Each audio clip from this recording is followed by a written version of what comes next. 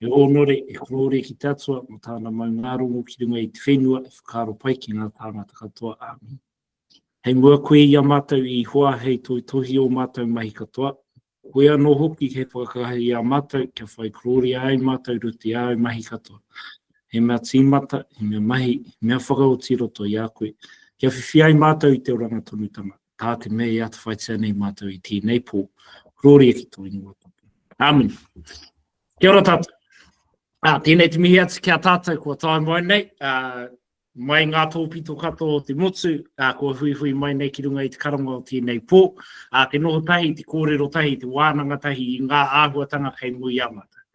So welcome one, welcome all to this Champions webinar, the final Champions webinar of this series. A big mihi to everybody who has arrived tonight. Hopefully some of the people who have indicated that they will be turning up tonight will show up in due course. I'm going to hand the rako straight over to you, Jeremy, for you to introduce yourself. No reire, e te rangatira, tēnei rā te mihi atu kia koe. Kei a koe te wā. Kia ora koutou. Ko patu moana Jeremy Eparaima tōku ingoa. No te ao hau hau.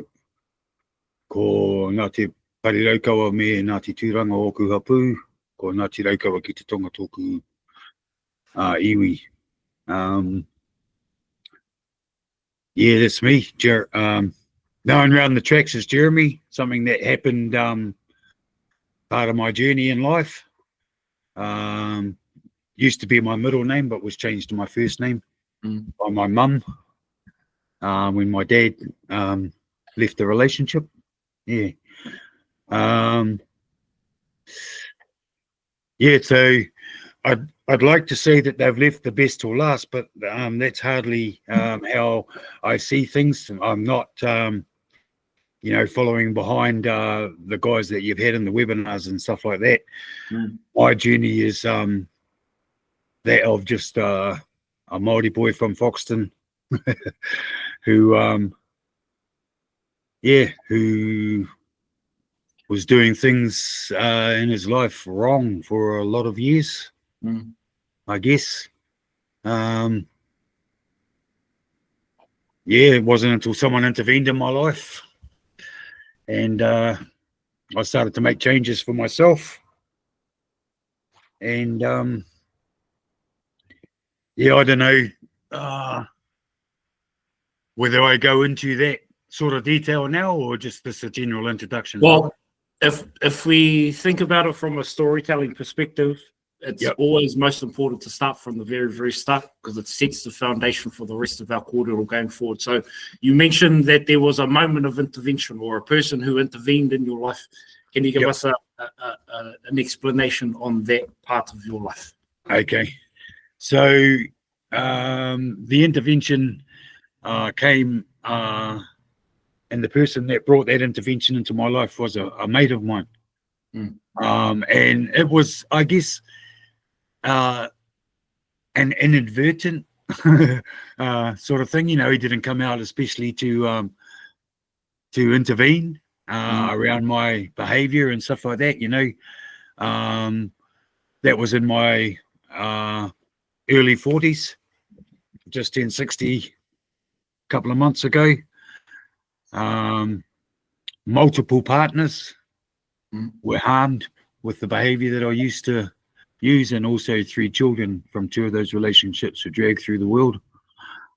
And this mate of mine, I used to hang out with him quite a bit, and you know, when I look back, and I can understand a lot of stuff now because of the work that I've been doing over the last 12 or 13 years. But I can understand some of my thought patterns and stuff like that. And I used to hang out with this fella, and I used to consider him violent. He was violent to everybody, you know, and I pretty much had the mindset that, well, as long as I'm not as bad as him, I'm all good, you know, sort of thing. But I hang out with this fella, and I'd been hanging out with him for a couple of years, and, you know, like, and he was into all sorts of stuff, trying to kill the leader of the nomads here in Foxton and stuff like that. But something happened to him, and to me there was something the matter with him. And he changed. And when I look back now, I understand he was losing his level of aggression. And I'd become quite close friends with him, and I became concerned for him. So he came out to call in, and you know, granted at the time to come and have a joint with me. And but I called him out, you know, because I was getting concerned for him, because he was, something was the matter. And I sat him down at my table, and he's going, "Oh, this looks a bit official, bro." And I was going, you need to tell me the truth, bro. You know, I've been asking you for a few weeks now, what's the matter? And you said nothing. You know, and I just sort of came out, you know, my head had gone, you know, I just said to him, "Bro, have you got cancer, bro, or something? You know, are you dying, bro?" You know, like, and he's like, no, bro, shit, no. And I said, "Oh, well, then what is the matter, bro?"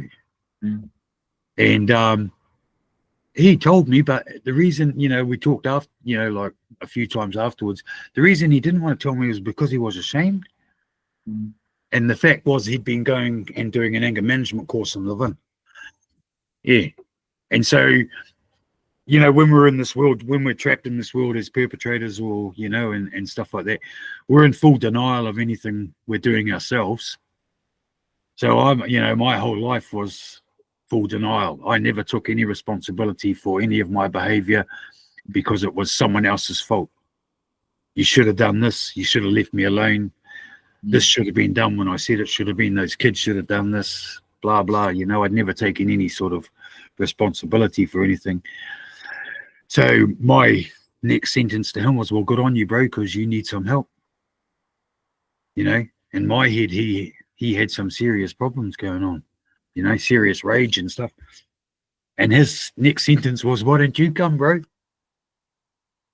And oh, well, I got upset with him, eh? Yeah. Don't you put me in the same category as you, bro. You know, you got some serious problems, bro. You know, don't you put me in the same category as you. And what I've found over the time, you know, with and over the years, and you know, those of us that work in this area now understand, for change to happen in someone's life, it's about timing, but it's about my time. And you know, we go into a lot of situations, or we have people we're talking to, Tani, and or you know, or whānau and stuff like that, and we have some really good advice for them, and know a track that they could take. But until they're ready to have or hear that, then, you know, we can't force them into that situation. So what it takes is perseverance a lot of the times. We just have to keep being there for when they're ready. And luckily for me, this mate had some for me. And he just, you know, he kept calling in, and then he asked me one night to go for a ride with him. And I ended up going for a ride to support him. You know, but the introduction of that night was what started the turn in my life. Got introduced to a woman who was the facilitator. Her name was Nairi Thomas, and her husband Bob. And they'd been running a course in Levin for about 30 years, and it was the old National Stopping Violence program. Yeah. And yeah, I was really going for a cup of tea and biscuits for a few weeks, you know, and then she would keep trying to engage me. And yeah, and I started to engage, and when I say engage, I was arguing with her. And I look, you know, I understand, you know, I was arguing because she was talking about life situations and relationship situations and everything like that. But everything that she was talking about and on how it should work, or what should be done, was so foreign to me.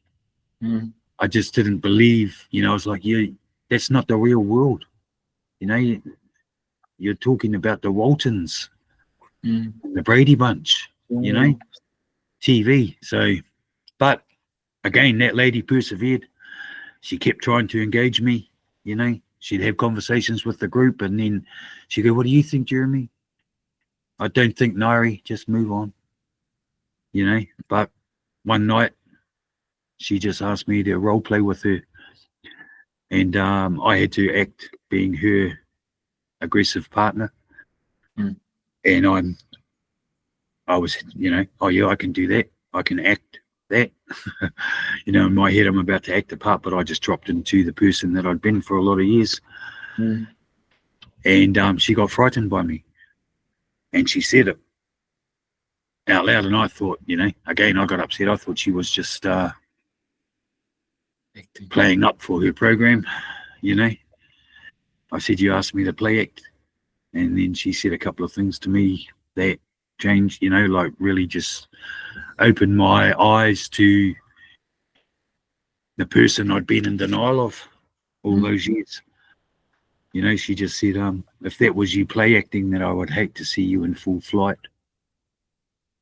And even though it was acting, I got frightened by that behavior. Yeah, and it just made me think of my kids. My daughter especially, when she was a little girl, I used to stand over here and yell at her and call, you know, like get stuck into her. And sometimes she put her hands up and go, "Stop, Dad, you're scaring me." And I'd be like, "Don't be so stupid, I love you," you know, like all that bullshit, you know, "I'll never fucking hurt you," you know, all this. But I just looked up at this lady and I'm like, "Oh, she got no reason to lie to me." The other fellas trust her. You know, one part of my life issue too was I never trusted anyone. I had some childhood trauma and I was let down by big people. So at a young age, I made a decision not to trust anyone. So I'd never trusted, I'd never told partners, I'd never told my friends, no one about my childhood or anything like that, you know, things that happened to me and stuff. She was the first person I ever let back, you know, let into my life from the age of 13. And luckily for me, she was my right person at the right time, you know, because if I'd have spilled all that stuff out or to the wrong person and they never took it and ran with it or took it and helped me with it, it could have been totally catastrophic for me, you know. But that woman, you know, I went through 20 weeks. I went through another 20 weeks, of course, because I was still picking things up. You can check your fists pretty quickly, but it's your tongue, your kōrero, that takes ages, you know, and even just understanding the devastation that your words can have and stuff like that. But she took that time, and that was 2005, and she's still in my life, you know. She's a regular, catch-ups and phone calls, and I don't know, she's got like a sixth sense. She seems to know the days to ring. Yeah. Some people just have that skill. Yeah, man. Yeah. Yes. And I know, you know, like she's been doing it for 30 years. I know of at least just in Foxton 6 other guys that she still keeps in contact with too, you know. And that's the thing. I think any program has the possibility or the ability to help someone change. But I think the biggest impact is who's delivering it. I think, you know, that's what, you know, to make the connection and everything like that is the most powerful part of getting someone to you know, join in or or come forward. So just highlighting that last little bit there about, because it seems like there's a massive element of luck, and then on top of that there's a massive element of the right person at the right time. Some of us just aren't lucky to run into the right person at the right time, and so our endeavor to continue doing this mahi in a positive way, and you know, we can mean the best, but like you said earlier, like we can offer the path to change, but people have to be ready to accept and walk the path to change. So moving on from that part of their journey to what started to get you from I am taking my journey of change into I can now share my journey of change? Okay, so I completed the course and everything with like a couple of times, and Nairi also had an open door policy for any of the tāne that had been through the program. I have run into ones where once you've finished your 20 weeks, don't come back in because you'll interrupt our next lot of stuff. But she had an open door thing, and so and the guy that had taken me along was still coming back every once in a while,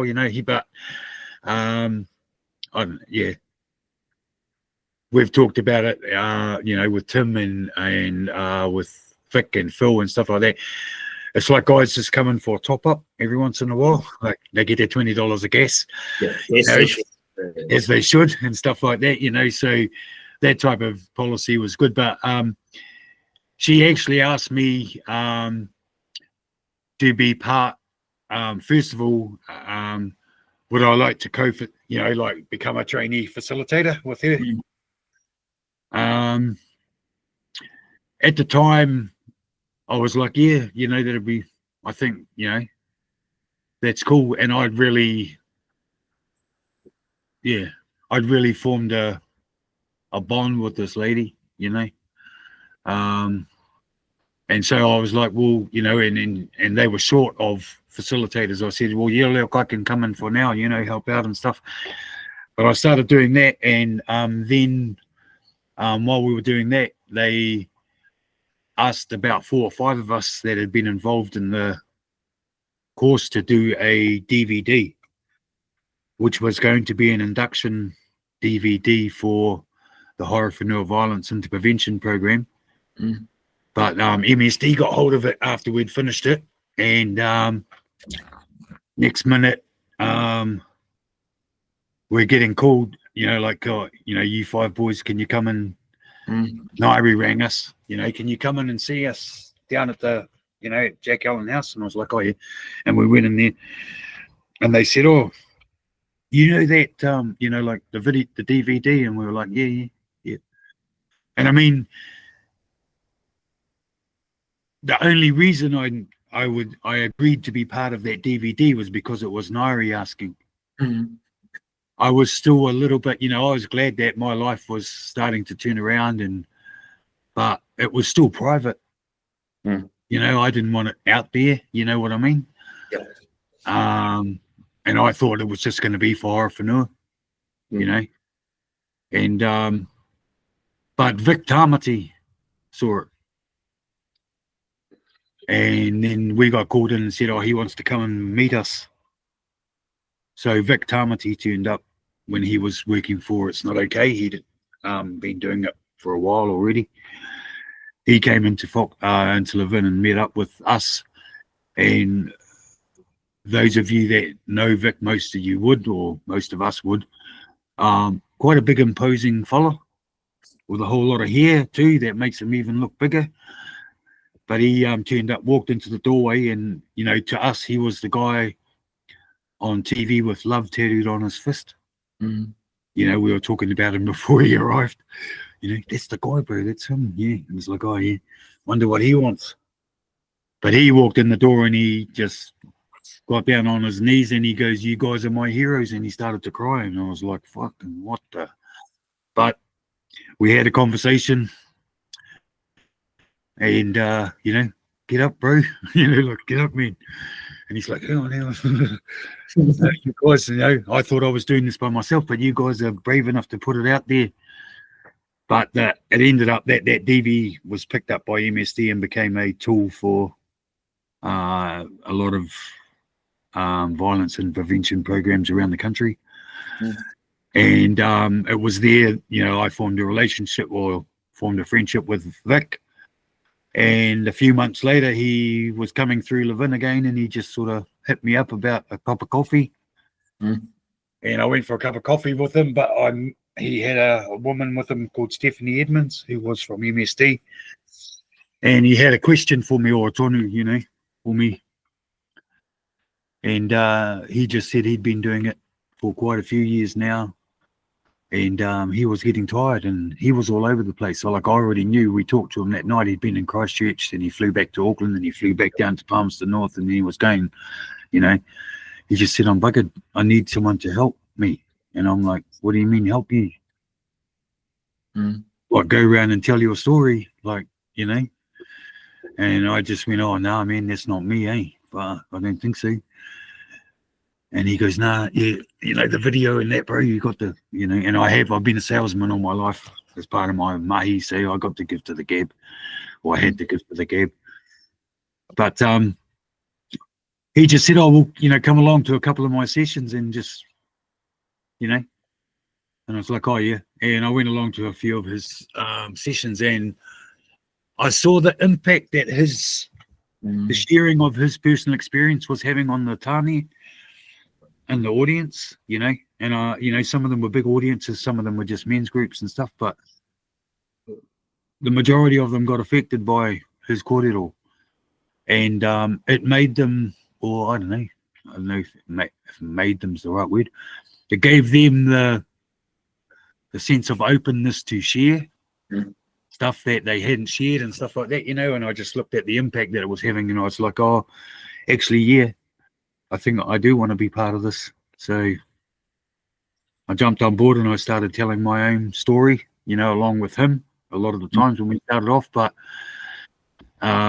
because we're demographically at the top and the bottom of the North Island, they started splitting us up so we could cover more ground. And then Phil came in, Phil Pakia as well. So yeah, and that's it, you know, 14 years ago. You know, and been doing it since. Yeah. So just to kind of snowball the conversation from there, so what are some of the things, tips or tools or tricks that you've picked up on this long journey of you sharing your story, being open with yourself, being vulnerable, all of that kind of stuff? What are some of the things that you've picked up that have helped you grow your capacity or capabilities within this mahi group? Yeah.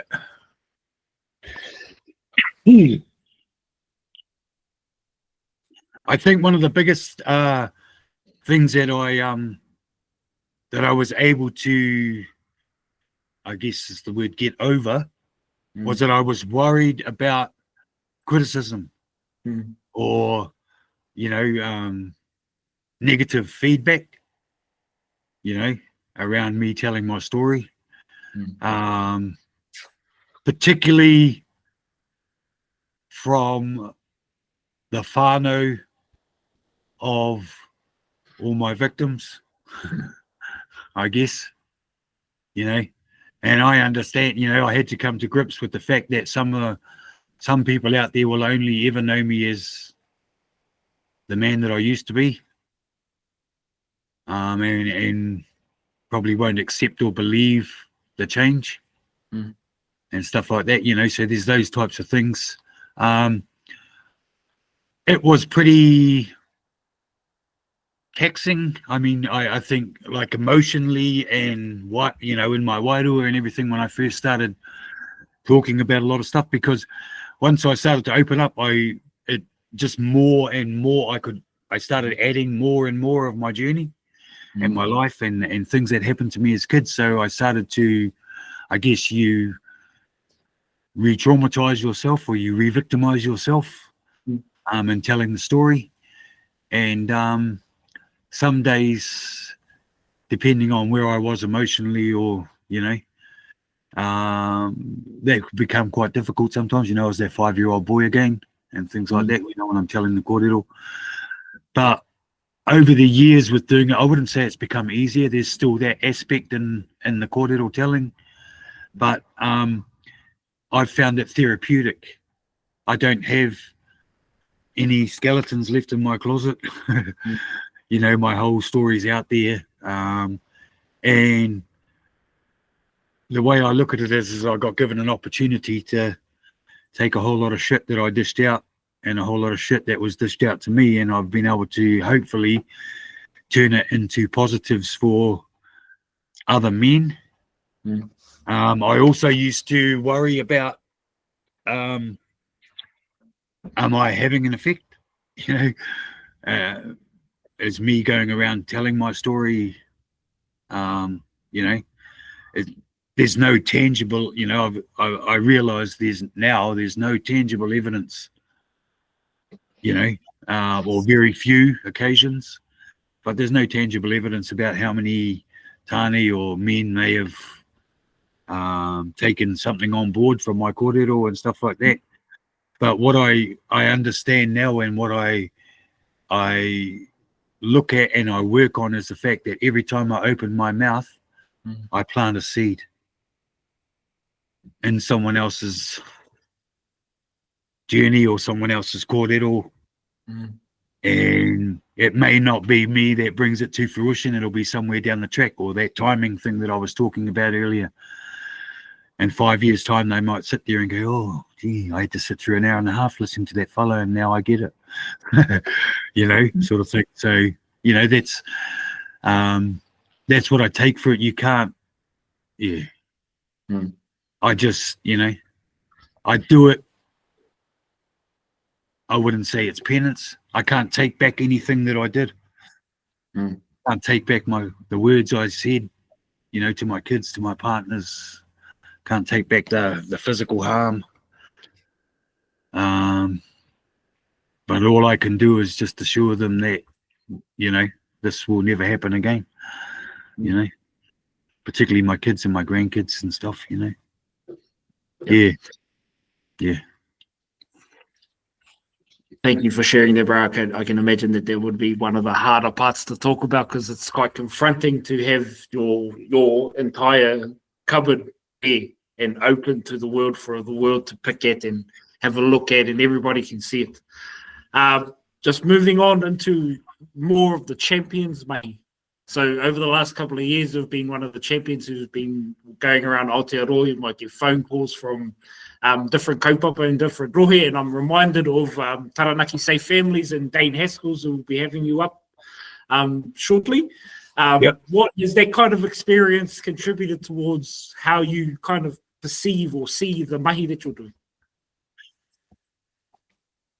Yeah, I mean, over the years with MSD, it's been that same sort of work too. But with the change makers, you know, that's sort of come in. And again, you know, like I said earlier, man, honestly, I'm an elite company with, you know, the likes of Richie and Matt Brown and Jason Williams. You know, really, you know, that's how I see it. I share a journey. I do believe that the sharing of personal experience is one of the biggest or the best tools for intervening in someone else's journey, maybe, or, you know, just getting them to think about things. I think the sharing of personal experience and everything like that.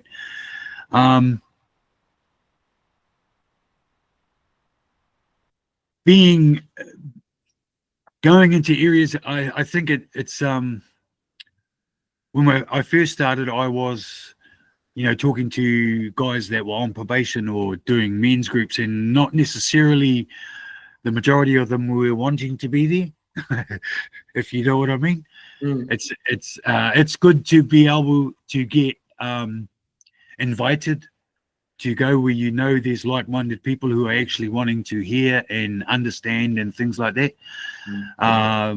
You know, talking to you earlier, it's sort of my role, you know, and the kōrero and stuff has turned into more of I'm certainly still talking with guys, you know, or groups of guys and you know, and whānau that are using these types of behaviors and stuff like that. But a lot of it's around providers and government agencies and things like that are actually involved with these whānau, and they're wanting to get an understanding of the behavior, or, you know, the background and stuff like that. So it's become a little bit more educational, particularly through the change makers, you know, with that type of role. You know, last 10 years with New Zealand Police, so talk to every recruit wing, so they get an insight into the mindset of some of the men they're about to meet in the doorways. of the homes and you know, and what's behind the behavior and stuff, you know, just to, so that type of stuff's come in. Yeah, going, you know, like making, I guess, networking right across the country. There's people that I've been back to a couple of times and stuff like that over these 14 years. And there's people that, you know, I can go into areas, and same if they're in my area, you know, there's a connection there. So it's just, you know, and I think a lot of people ask, you know, like, how do you sustain your change, you know, once you've started to change, you know? And I think for me, actually starting getting involved with this mahi certainly was a major aspect of me maintaining my change, because you have to walk the walk, you know, if you're going to talk the talk. Yeah. Most people are going to sniff out a person who can only talk the talk. It's one of the things that I've learned over my couple of years in this mahi with Safe Man and now with Change Makers. It's really, really quite simple. And whānau know the difference, and then they just don't trust those people. Yeah. So one of the things we spoke about in our little kōrero before the webinar today was self-care. Yep. We as a wahi mahi, or us as an industry, we generally suck at self-care. And I've asked this question pretty consistently across the entirety of the Champions webinars that we've had, but what does your version of self-care look like? Oh, I go fishing, bro. In all honesty, that's me. If I can get out for a fish whenever I can. Yeah. When I first started working with MSD, I was offered to see you know, a psychologist or something once every 3 months or so, you know, but I was like, no, I'm all good. As we are, you know. But I did say earlier, and I mean, and she is, I don't know, a calming factor. Just anything, just hearing her voice sometimes is enough to just lift my wairua or just fill me back up again. And that's Nairi. So Nairi is still in my life from 2005. You know. Well, just to kind of expand on that. So talking about the networks that you've built, or the relationships that you've built, how have you built them and or maintained them so that they're still helpful for you in the mahi that you're currently doing? I've tried to build and maintain. It's hard. It's a little bit harder when it's not my full-time mahi, if you know what I mean. So I have a day job and everything like that, and a lot of this is what I do. And I've been so lucky that I've had supportive bosses, you know, with what I do and stuff like that. So being away and stuff like that, but the network and stuff like that, and keeping in, you know, trying to keep connection and stuff like that is, so if anyone does ever reach out, you know, because I go into a lot of places and people, you know, like they hear my story and we have a conversation afterwards with Tani and stuff, and then they want to, you know, can I have your number? You know, can I have your email? And it's like, yeah, but I can't, you know, I can't come around and have a coffee with you, bro. You're in Kaitaia, you know, or somewhere like that. So having those contacts, you know, remaining in contact with people that you know, and I mean, and that's the big thing, is that you know are safe. To be able to contact them and say, hey, there's someone in your rohe that, you know, could you just have a catch up or have a kōrero with them and stuff like that, you know. Pretty much what Safe Man, Safe Family does. That's what they're all about. You know what I mean? That's the, you know, and that was where my basis of that stuff came from too, you know. Yeah. And so, you know, just keeping those things open. But I met with some of the change makers, so the guys that were in the Get Better Everything ads the other day, and Ete was there, Laughing Samoan, Ola, and he said it's just like we've only just sat down for lunch now and we've talked for maybe a quarter of an hour, but it's like we're friends. Like we, and I think that definitely happens. Like there's a kindred spirit or whatever amongst all of us that are doing this mahi, and we seem to be able to connect with each other pretty quickly, just over conversation or shared childhood trauma, shared experiences, all this, makes that connection a lot easier than coming in from the cold sort of thing. Yep. Yeah, Definitely. yeah. Just while I've got a bit of time here, just if you have any pātai, please leave them in the chat and we'll start reading them out in about 5 minutes time. So going back, so I know that what are some other versions of self-care that you've seen or you've heard from the people that you've met over your time in this mahi? So I've definitely heard. I did a bit of work with Dean Clarkson, and quite a few people that I know use whare tapa whā. For their personal care and stuff like that. And I've sat through that and seen that and understand. So. And I guess sometimes I do that but just in my head way, you know what I mean? And not regular and things like that. I definitely, and again, it's difficult for me, but like working with Matt and Richie and hearing the kōrero, it takes, you don't want to let it take over your life. Yes, we really want to help, but you can't, the way I looked at it too was,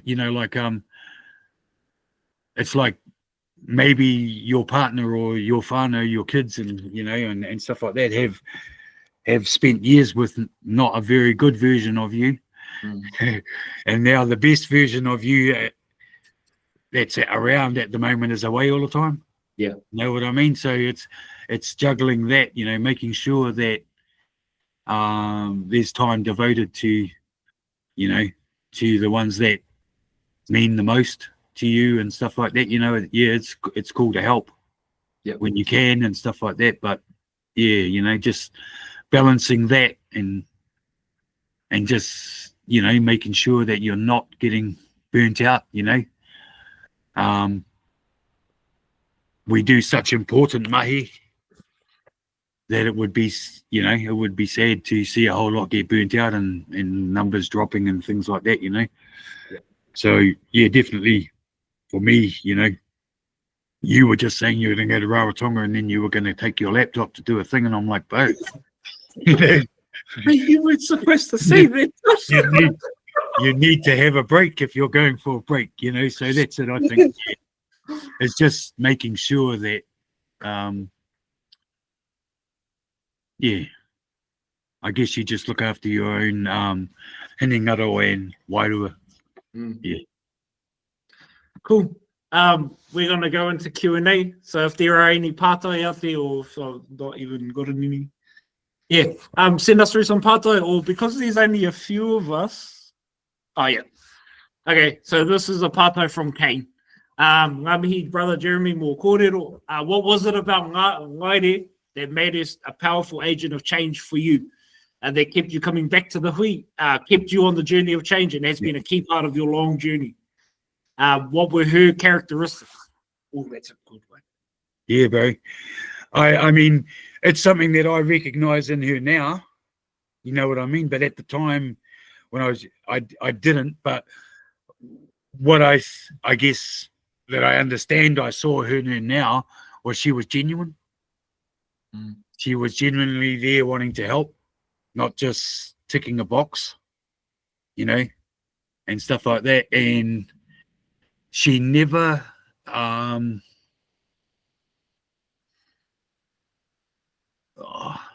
she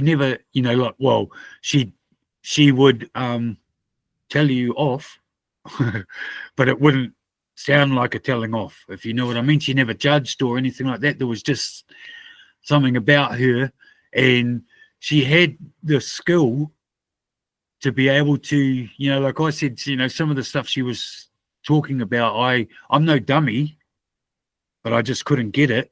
But she had the skill to be able to reword things or something so you could understand, and she could maybe do that to 4 or 5 of us in the room, you know, on different aspects. So it was just her openness and the judgmental stuff and everything like that. And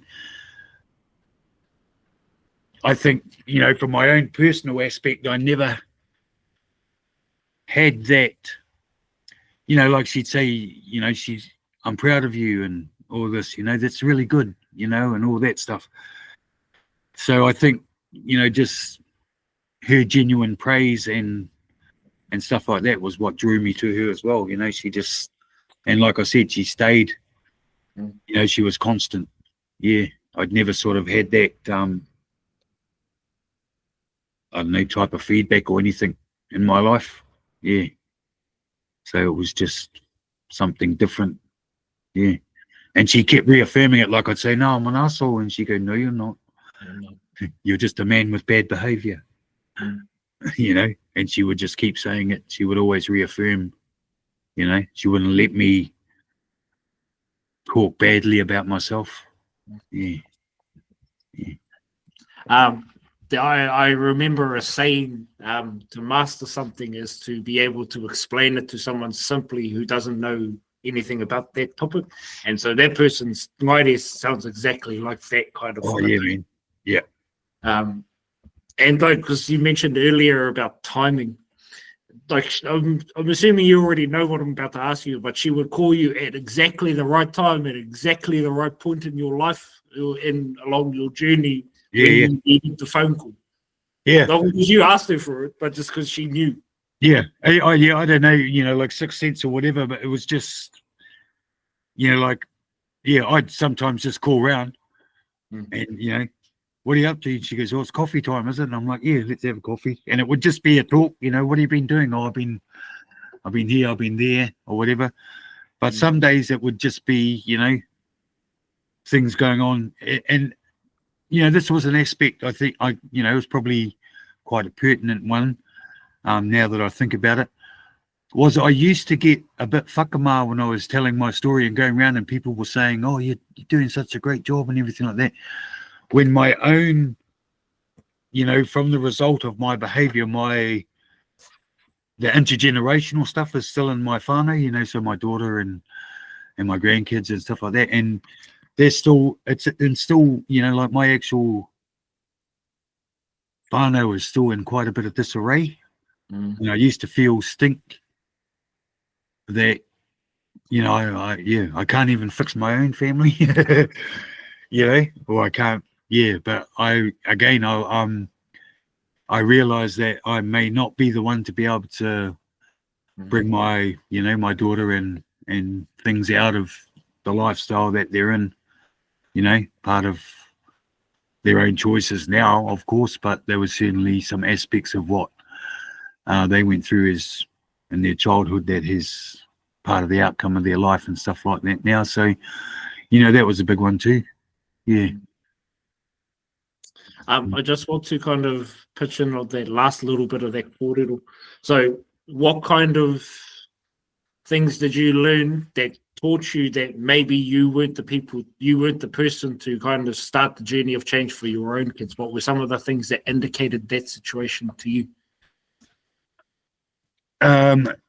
Because it's because I'd started making change and everything like that. And in all reality, you know, the guy that I had a public persona, which was an all-time good guy, top sportsman, everything like that. The only ones who really knew about what I was trying to change was my kids, you know, and my partners, and maybe, you know, their whānau. And so they could definitely see the change, but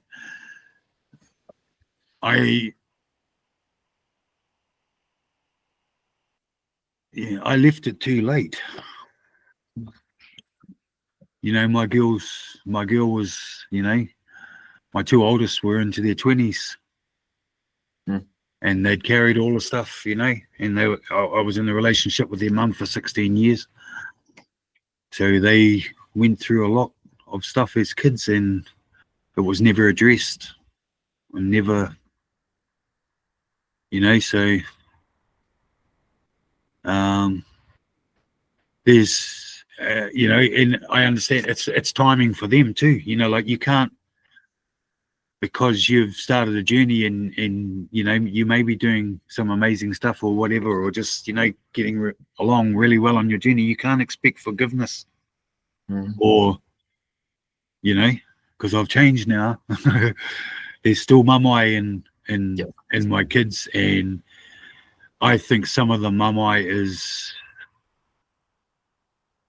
something that I can't deal with for them. Yeah. Oh, another comment from Kate. Tautoko can feel hard to be a change maker when you don't have it all together yourself or have it all perfect. That's pretty much on the nail. Yeah. Well, actually, to that point, even if you don't have it all together, how would you still encourage the network to still continue to try and make change, continue to try and create change? The thing is, you know, that timing thing or whatever, you know, or you know, engaging with someone or wanting to get someone along and stuff like that, and your network's only had 3 people in it for, you know, 6 months or whatever like that. That timing is, it might be the 30th time that you have a conversation with someone that they're ready to hear you. Yep. And the unfortunate thing is we never know when that time is. And if we give up, or, you know, it's been a regular, I go around and see this fellow every Thursday, but, you know, it's nothing's sort of moved forward or anything. Oh, I might not go this Thursday. Could be the night that he was ready to hear you and you've missed an opportunity. Yep.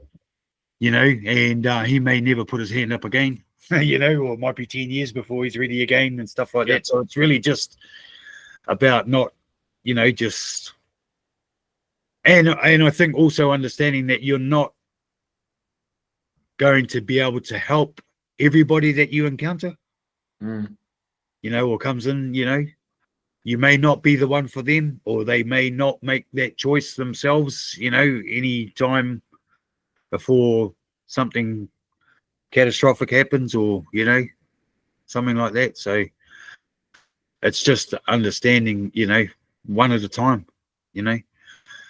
And if you're doing this work for 20 or 30 years and you maybe know of 5 tangible guys that have turned their life around for you, well, that number can multiply pretty quickly, because if we take those 5 guys and they all have 5 children each, you know, and then there's moko and everything like that, so it'll spread out pretty quickly, man, you know. Yeah, that's the cascading effect of people that are on the journey to change. Yeah. Oh, tēnei te mihi atu. Kia koe, Jeremy, kia koutou hoki e te network. Tai mai nei tēnei pō. I'd like to give a big shout out to everybody who came and who joined into our kōrero here tonight. I'll close us off with a karake and then we can go to bed, because I'm pretty tired too. Nō reira, kia inoi tātou.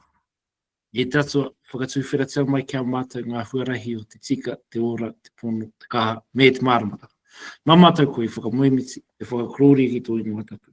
Āmine. Kia ora tātou. Kia ora. Thank you everybody for taking some time to come and have a whakarongo tonight. Yep. Bye. Hey, cheers, Jeremy. You guys. See you on the game. Good to see you, team. Take care, eh? All right. See you, Patrick. See you, bro.